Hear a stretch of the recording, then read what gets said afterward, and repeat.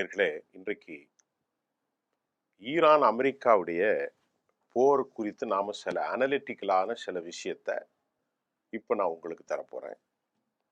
அவர்கள்ட்ட இருக்கக்கூடிய ஆயுதங்கள், இவர்ட்ட இருக்கக்கூடிய ஆயுதங்கள் எல்லாம் பேசி முடிச்சாச்சு. இப்போ என்ன நடக்க போகுது அப்படின்னா, ஈரான் போருக்கு ரெடி ஆயிட்டு இருக்கு. ஈரான் என்ன சொல்றாங்க, நான் கடந்த காலங்கள்ல பெற்ற அனுபவத்தையும் 12 நாள் போர்லயும் நாங்க என்னெல்லாம் அனுபவத்தை பெற்றோமோ அதை நாங்க இந்த முறை அமெரிக்காவுக்கு பாடம் கற்பிப்போம் அப்படிங்கிறத ஈரானுடைய அஃபீஷியல்ஸும், ஈரானுடைய உச்சபட்ச தலைவர் ஆயத்துல்லா காமினி, வெளிவிவகாரத்துறை அமைச்சர் அப்பாஸ் அராக்கச்சி, இஸ்மாயில் பாகவி மற்றும் பல இராணுவ தலைவர்கள் வெளிப்படையாக அறிவிச்சிட்டாங்க. இப்ப ஈரானுக்கும் அமெரிக்காவுக்கும் மோதல் தொடங்கிய நிலையில் அமெரிக்கா கிட்டத்தட்ட ஒரு 8க்கு மேற்பட்ட கப்பல்கள், அப்ரஹாம் லிங்கன், ஹரி ட்ரூமன், இன்னும் பல பேர்கள் இருக்கிறது, உள்பட 8 கப்பல்கள், அவ்வளவுமே நாசகார கப்பல்கள், உலகத்தினுடைய ஒரு பகுதியை உள்ளாக்கி கொண்ட அந்த கப்பல்களும் அமெரிக்காவுடைய போர் வல்லமையும் நாம மறுக்க முடியாது. அமெரிக்காவுடைய இராணுவ படைகள், அமெரிக்காவுடைய ஏவுகணை, அமெரிக்காவுடைய ரிடார் சிஸ்டம், அமெரிக்காவுடைய ட்ரோன் சிஸ்டம், அமெரிக்காவுடைய கண்காணிப்பு கேமராக்கள், சர்வைலன், எலக்ட்ரானிக்ஸ் வார்ஃபர், மிசைல், ஹைப்பர்சோனிக் எல்லாமே அமெரிக்காவுக்கு நிகர் உலகத்தில் யாரும் இல்லை. அனைத்தையும் உள்ளடக்கிய ஒரு பேக்கேஜ் தான் ஆப்ரஹாம் லிங்கன். ஆப்ரஹாம் லிங்கனும் நிக்குது.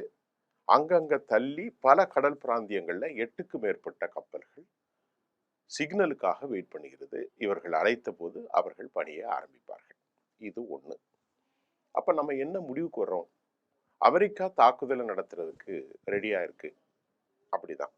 ஆனா உண்மையிலேயே அமெரிக்கா தாக்குதல் நடத்த ரெடியாக இருக்கிறதா என்ற கேள்விக்கு தான் இன்னைக்கு விடதிட போறோம். இதுக்கு இடையில துருக்கியில சமாதான பேச்சுவார்த்தையை ஆரம்பிப்பதற்காக நடவடிக்கைகள், அமெரிக்கா மோதல் தொடங்கிய பிறகு துருக்கியினுடைய சமாதான பேச்சுவார்த்தை இப்போ தொடங்க போறதாக நான் ஏற்கனவே சொல்லியிருந்தேன். அந்த செய்தி ரொம்ப முக்கியமாக இருக்கிறது. துருக்கியில அதன் தலைநகர் மற்றும் அங்காராவில் இந்த பேச்சுவார்த்தை நடக்க போகிறது. ஆனா அந்த பேச்சுவார்த்தை நாளை வெள்ளிக்கிழமை தொடங்க போவதாக தற்போது செய்திகள் வெளியாகி இருக்கிறது. ஈரான் என்ன சொல்லுதுன்னா, அப்பாஸ் அராக்கச்சி என்ன சொல்றாரு, துருக்கி வேணாம், ஓமனில் வைத்துக் கொள்ளலாம் என்று அவர்கள் சொல்வதின் காரணம் நமக்கு தெரியவில்லை. இந்த விஷயத்துல துருக்கி பேச்சுவார்த்தையில என்ன நடக்கும் அப்படிங்கிறத நாம கொஞ்சம் பார்ப்போம். துருக்கி பேச்சுவார்த்தையில ஈரான் முழு சம்மதம் தெரிவித்தாலும், ஒமனில் நடக்க வேண்டும் பேச்சுவார்த்தைன்னு ஈரான் சார்பா சொல்லப்பட்டாலும், அவங்க என்ன சொல்றாங்க, அப்பாஸ் அராக்கச்சி, வித்தவுட் கண்டிஷன், எந்த ஒரு நிர்பந்தமும் இல்லாமல் நாங்கள் பேசல உட்கார்றோம். இப்போ அதெல்லாம் பேசி முடிச்சிட்டாங்க. ஆனா அமெரிக்கா என்ன நினைக்கிறாங்கன்னா, அமெரிக்கா போர் செய்வதற்கு தயாராக இல்லை. எமக்கு கிடைச்ச தகவல்ல டொனால்ட் ட்ரம்ப் போர் செய்யணும் அப்படின்னு ஒரு தூண்டுதலோடு இருக்கிறார். இதுல ட்ரம்பை தூண்டுவது யார்? இந்த போரை நடத்தி ஆகணும் அப்படிங்கிற முடிவுக்கு அமெரிக்கா வந்திருக்கிறதான்னா, அமெரிக்காவுடைய இராணுவ ஆய்வாளர்கள், அமெரிக்காவுடைய நீண்டகால அனுபவம் பெற்ற பயிற்சியாளர்கள், அதே போன்று ஒயிட் ஹவுஸ்ல இருக்கக்கூடிய அறிஞர்கள் எல்லோருமே இருப்பாங்க, எக்ஸ்பர்ட்ஸ், இன்டர்நேஷனல். அமெரிக்காவுக்கு வழங்கிய ஆலோசனை என்னவென்றால், 90% நீங்கள் போர் செய்துவிடக்கூடாது, ஈரானில் கால் வைத்தால் நீங்கள் மிகப்பெரிய அழிவை சந்திப்பீர்கள் என்றுதான் அமெரிக்காவுக்கு சொல்லப்பட்டிருக்கிறது. அதனால அமெரிக்கா என்ன முடிவெடுத்திருக்கிறதாக நமக்கு தகவல் வந்திருக்கிறதுனால், ஈரானோடு போர் புரிய வேண்டியதில்லை. ஆனால் ஈரானில் போர் நடந்தால் ஈரான் அழிந்துவிடும் என்கின்ற ஒரு மாயப்பிம்பத்தை கட்டமைத்து மிரட்டி பணிய வைப்பதற்கு 8 கப்பல்களை கொண்டு நிறுத்தியிருக்கிறார்கள். இது வெள்ளை மாளிகையின் தகவல் மட்டுமல்ல, அமெரிக்காவுடைய தகவல். ஆனா இப்போ இஸ்ரேல் என்ன நினைக்கிறாங்கன்னா, அமெரிக்கா எந்த ஒரு ஒப்பந்தத்துக்கும் விடக்கூடாது, நாமளும் இன்ட்ரெஸ்டா இல்லாம அமெரிக்கா வெர்சஸ் இஸ்ரேல் ஈரான் என்ற அடிப்படையில இந்த போரை கொண்டு நடத்தினா, மத்திய தரைக்கடலில் அழிந்த நாடாக ஈரான் மாறிவிட்டால் தான் சுயாதீனமாக பந்தை எதிர்கொள்ளலாம். நமக்கு இனி எதிரியே இல்லை. இருப்பவெல்லாம் ஈரான் அளவிற்கான வல்லமை கொண்ட ஆட்கள் இல்லை. சீனாவும் ஈரானுடைய அதிகாரம் முறிக்கப்படும். சீனா நேரடியான எதிரி. ஏன்னா பெஞ்சமினை கைது செய்யணும்னு ஓப்பனாவே சொல்லிட்டார் ஜி ஜின்பியாங். அப்ப இந்த கருத்தெல்லாம் வைத்து கொண்டுதான் அவர்கள் போரை நடத்தணும்னு சொல்லி தனி விமானத்துல இஸ்ரேல் சமீர் அனுப்பப்பட்டார். இஸ்ரேல் சமீர் போயிட்டு வந்து டேவிட் பர்னேயோடையும் இஸ்ரேல் கர்ட்ஸோடையும் இப்ப என்ன சொல்றாங்கன்னா, இந்த போருக்கு நடந்தால் இஸ்ரேலுடைய தளவாடங்கள் பாதுகாப்பை உறுதி செய்வதற்கு அவங்க நடவடிக்கை தற்போது எடுத்து அது துரித கதையில் போய்கிட்டு இருக்கிறதாகவும் நமக்கு செய்தி வருது. இஸ்ரேல் எந்த ஒரு நிலையிலும் போரை கைவிட்டு விடக்கூடாது என்றும் அமெரிக்காவுக்கு வந்து அழுத்தம் அழுத்தம் அழுத்தம். ஆனால் அமெரிக்கா வந்து சுயபுத்தி இல்லாத நாடல்ல. இவங்க அழுத்தம் கொடுப்பதையும் டேவிட் பர்னேயும் இஸ்ரேல் கர்ட்ஸ் அவர்களுடைய செய்திகளை உள்வாங்கி பெஞ்சமினுடைய செய்திகளை உள்வாங்கி சென்ற ஐடிஎஃபினுடைய தலைவர் ஷமீர் இஸ்ராயில் சமீருடைய பேச்சுக்கு அப்புறம் அமெரிக்கா நன்கு உணர்ந்திருக்கிறது. இந்த நிலையில அமெரிக்கா போர் செய்வதற்கு சாத்தியம் இல்லாத நிலையில் அமெரிக்காவுடைய கண்டிஷன் அணு ஆயுதங்களை முழுமையாக ஒப்படைக்க வேண்டும், கைவிட வேண்டும்.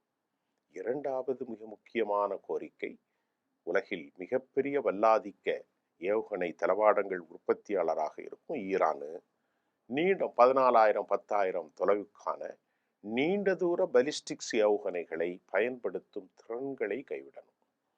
இப்ப இதுல நீதி இருக்கா அப்படின்னா எந்த விதத்திலும் நீதி இல்லை.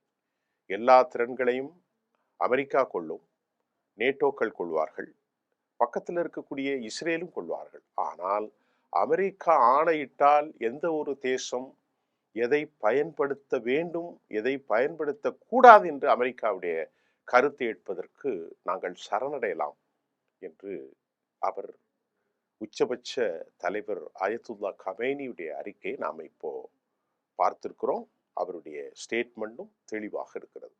ஒருபோதும் எங்கள் இஸ்லாமிய சித்தாந்தத்தில் சரணடைவதற்கான வழிமுறைகள் இல்லை என்று ஆயத்துல்லா கமேனி தெளிவுபடுத்தியிருக்கிறார். இந்த நிலையில நேற்று முன்தினம் ஈரானுடைய ஷாஹின் 139 இது ஒரு தற்கொலை ட்ரான். இது அனுப்பி வச்சு வேவு பார்த்து அதை அமெரிக்காவுடைய F-35 மூலம் வானில் அழிக்கப்பட்டிருக்கிறது. அப்படின்னா போர் ஆரம்பிச்சிருக்கிறதா அப்படின்னா நிச்சயமாக போர் தொடங்க சூளை. மத்திய கிழக்குல மிகப்பெரிய அளவிலான பதட்டம் தொற்றிக்கொள்ளும் வகையில இது அமைஞ்சிருக்கிறது அப்படிங்கிறது குறிப்பிடத்தக்கது. ஆகவே சமாதானம் என்பது கானல் நீராக அமைந்திருக்கிறதா என்ற கேள்வியும் நமக்கு எழத்தான் செய்யும். ஒரு பக்கம் பேச்சுன்னு சொல்றீங்க, ஒரு பக்கம் சமாதானத்துக்கான நட்பு. இதுக்கு இடையில ஏன் இந்த ஷஹீத் 139 சுட்டு வீழ்த்தப்பட்டது என்றால் இது ஒரு உளவு தகவல்களை பெற்றுக்கொள்வதற்கு. ஏனென்று சொன்னால் அந்த கருவிகளை அணைத்து அது எங்க நிற்கிறது என்று தெரியாமல் இருக்கிற போது உளவு தகவல்களை பெற்றுக்கொள்வதற்கு ஈரான் இராணுவம் இதை அனுப்பியது. அது ரொம்ப கவனமாக அந்த ஷஹீத் ஷஹீத் 139 139 இலக்கை கண்டுபிடித்து விட்டாச்சு அப்படின்னு சொல்றாங்க. ஆனால் அது ஒரு தற்கொலை ட்ரோனாக இருந்தாலும் அதை அழித்தாலும் நாங்கள் அந்த ஷஹீத் 139 இருந்து ரிசீவரின் மூலம் ரிமோட்டின் மூலம் செய்திகளை பெற்றுக்கொண்டோம் என்று ஈரான் அறிவிச்சிட்டாங்க. இப்போ நம்ம பார்த்தா IRGC unit, IRGC Islamic revolutionary guard கேஃப் ஹெர்மூஸ் பகுதியில் அமெரிக்காவுடைய ஆயில் கப்பலை கைது செய்தார்கள். அதுல ரொம்ப பெரிய ஆயில் கப்பல் தான் அது. இப்ப ஹெர்மூஸ் நேற்று வந்து ஷஹீத் 139 மட்டும் இல்ல, ஹெர்மூஸ் வளைகுடாவில் அமெரிக்காவினுடைய மிகப்பெரிய ஆயில் கப்பல் அதை பிடிப்பதற்கு ஐஆர்ஜிசியும் மற்றும் துரத்தி அமெரிக்க ஆயில் கப்பலை கைது செய்த பின்னர் 2 தரப்பும் பேச்சுவார்த்தை நடத்தி இப்ப பாருங்க துருக்கியில பேச்சுவார்த்தை நடக்கு. இந்த இணக்கமான சூழ்நிலையில் கப்பல் விடுதலை செய்யப்பட்டிருக்கிறது. இந்த தகவலையும் நாம் பார்க்கிறோம். எந்த ஒரு நிலையிலும் ஒப்பந்தம் ஏற்பட்டு விடக்கூடாதுங்கிறதுல நான் ஏற்கனவே சொன்ன மாதிரி இஸ்ரேல் ரொம்ப கவனம் செலுத்தி வந்தாலும் அமெரிக்கா ஈரான் நாட்டின் மீது தாக்குதல் நடத்த விரும்பவில்லை மாறாக ஏதாவது பேச்சுவார்த்தையின் மூலம் தீர்வை எட்டலாம் அப்படின்னு அதற்கேற்பாற் போல்தான் தற்போது காய்கள் நகர்த்தப்படுவதுதான் ஹெர்மூஸில் கைது செய்யப்பட்ட எண்ணெய் கப்பல்கள் விடுதலையிலிருந்து நாம பார்க்கலாம்.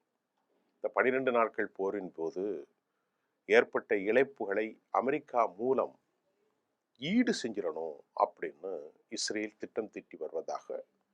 எனவே ஈரானை பற்றி தவறான செய்திகளை யூதர்கள் பரப்பி வருவதை நாம் கவனத்தில் எடுத்துக்கொள்ள வேண்டும்.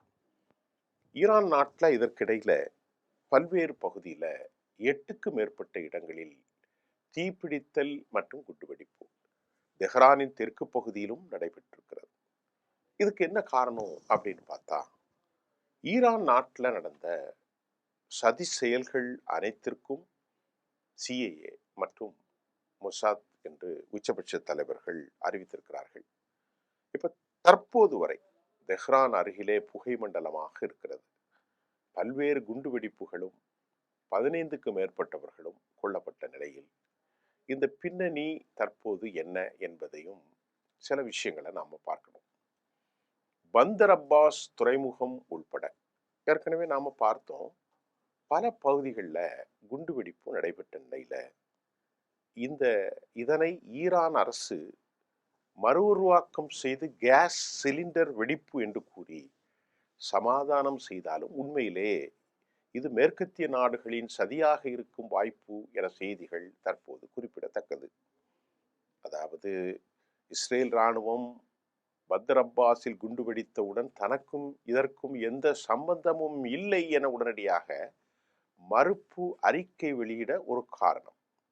ஆகவே இதில் நான் ஈடுபடவில்லை, ஆனால் வேறு யாராவது ஈடுபட்டிருக்கிறார்கள். எதை அவர்கள் சொல்கிறார்கள்? ஒருவேளை இந்த சதியின் பின்னணியில் மேற்கத்திய நாடுகள் கூட்டிச் சதியாக இருக்கலாம் என்று இப்போது செய்தி வெளியாகி இருக்கிறது. உலகினுடைய அமெரிக்கா மற்றும் மொசாத் உளவாளிகளை அடுத்து அதற்கு சமமான நிலையில் ஈரானுடைய உளவு அமைப்பு இங்கே ஒரு வலுவான கட்டமைப்பு கொண்டது என்பதையும் நாம் புரிந்து கொள்ள முடிகிறது.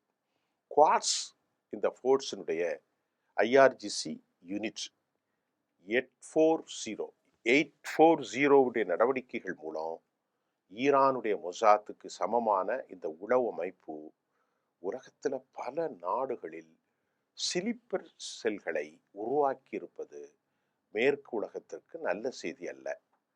பிரித்தானிய நாட்டில் பல்வேறு பகுதிகளில் இந்த ஸ்லீப்பர் செல்கள் சதித்திட்டத்தை அரங்கேற்றம் செய்து வருவதும் ஏராளமான ஐஆர்ஜிசியினுடைய 840 ஸ்லீப்பர் செல்கள் பிரித்தானியாவிலிருந்து கைது செய்யப்பட்டுவதும் சிறையில் அடைக்கப்பட்டிருப்பதும் ஈரானுடைய பத்திரிகையாளர்கள் 2 பேர் படுகொலை செய்யப்பட்டதும் இந்த தொடர்குண்டு வெடிப்பின் காரணமாக வரும் காலங்களில் யூரோப் மற்றும் பல்வேறு நாடுகளில் ஆபத்தான சூழ்நிலை குவாட்ஸ் ஃபோர்ஸின் மூலம் ஏற்படும் என்பதை நாம் கணக்கில் எடுத்துக்கொள்ள வேண்டும். இதற்கிடையில சீன உளவுத்துறை கப்பல்கள் இந்திய பெருங்கடலில் அமெரிக்காவினுடைய விமான தாங்கி கப்பலான யுஎஸ்எஸ் லிங்கன் அருகே சென்றதாகவும் தகவல்கள் தெரிவிக்கின்றன.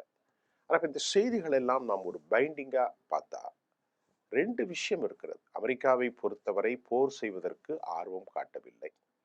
ஆனால் அமெரிக்கா போர் செய்வதில் தாங்கள் தனித்து பாதுகாப்பாகவும் அமெரிக்காவை வைத்து பயன்படுத்தி ஈரானை ஏதோ ஒரு வழியில் மேலும் மோசமடையக்கூடிய சூழலை உருவாக்க வேண்டும் என இஸ்ரேலும் மொசாத்தும் அதன் தலைவர்களும் கடும் முயற்சியில் ஏற்பட்டிருப்பதை இஸ்ரேல் சமீருடைய தனி சாப்பர் பிளைட்ல நாம கண்டுக்கலாம். ஆனால் அமெரிக்காவினுடைய தொலைநோக்கு பார்வை, அறிஞர்கள், எக்ஸ்பர்ட்ஸ், சட்டத்தரணிகள் ஆய்வுகள் எந்த நிலையிலும் ஈரானை தொட்டுவிடக்கூடாது. ஈரானை தொட்டால் ஈராக்கில் ஏற்பட்ட நிலை, ஆப்கானில் ஏற்பட்ட நிலை, லிபியாவில் ஏற்பட்ட நிலை, இப்படி பல பிரச்சனைகளை அவர்கள் சுட்டி காட்டுகிறார்கள்.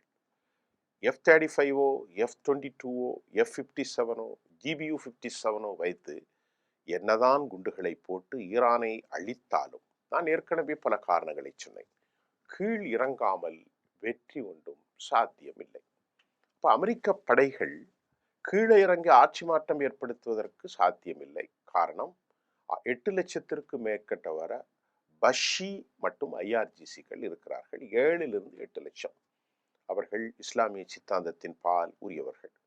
ஒரு கால் F-35 மூலம் அமெரிக்கா அடித்து துவம்சம் செய்து உள்ளே இறங்கினால் அமெரிக்கா எதுவையும் மிச்சப்படுத்த முடியாது. ஏனென்றால் ஹிஸ்புல்லாக்கள், ஹூதிக்கள், அதே போன்று ஹிஸ்புல்லாவுடைய ஈராக் பிரிவு, அவர்கள் மிக மோசமான தற்கொலை படைகள். 2,68,000 மேற்பட்ட படைகளை கொண்டவர்கள், உள்நாட்டு ஜிஹாதிகள்.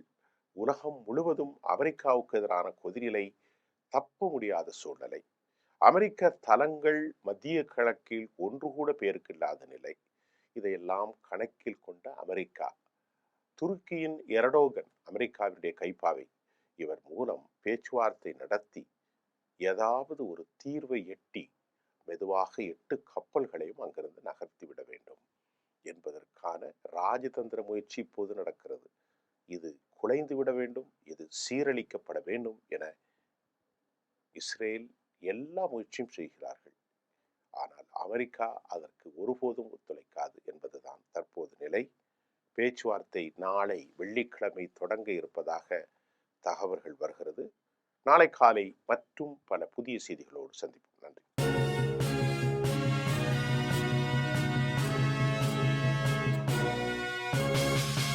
உடனுக்குடன் அப்டேட் தெரிந்து கொள்ள ஜெம் டிவி தமிழ் ஆப்பை இன்ஸ்டால் செய்யவும்.